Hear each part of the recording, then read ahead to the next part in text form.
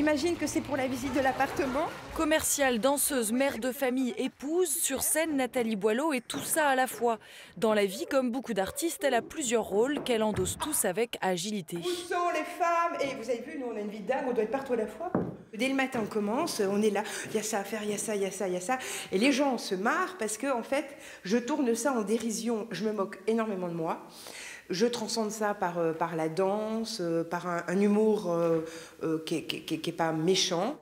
C'est le deuxième One Woman Show de la comédienne franc-comtoise. 1h30 seule en scène pour une performance sans filet, car au théâtre, il n'y a pas de montage, ça n'est pas de la télé.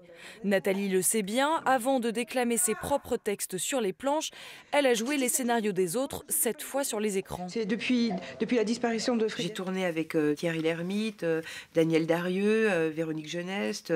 J'ai même tourné avec Bernard Tapie, vous voyez. Bon, j'ai fait un panel de gens, mais que des pointure.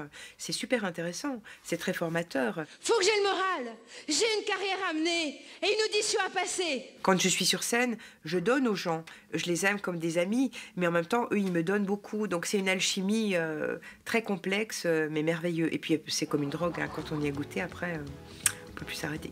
Quand j'ai soutenu mon mémoire, mon directeur de recherche m'a dit « Nathalie Boileau, vous devriez embrasser la carrière de comédienne. Vous êtes faite pour ça. » Et de la fac à Molière, il n'y a qu'un pas, ou plutôt quelques-uns, juste assez pour traverser la rue.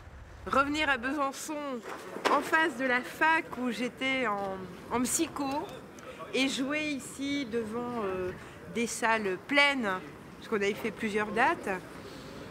Quel bonheur! C'est là que j'ai décidé d'être une star. J'ai tout quitté pour Paris. Nathalie a l'art du spectacle et une vie qui prend parfois des allures de conte de fées. Entre Paris et la Franche-Comté, elle mène sa carrière crescendo. Pas encore une vedette, mais pas non plus incognito. Mon charisme, ma carte vitale, ma crise d'Hermès, mon sac herpès, mon livret A. Il n'y a plus rien dessous.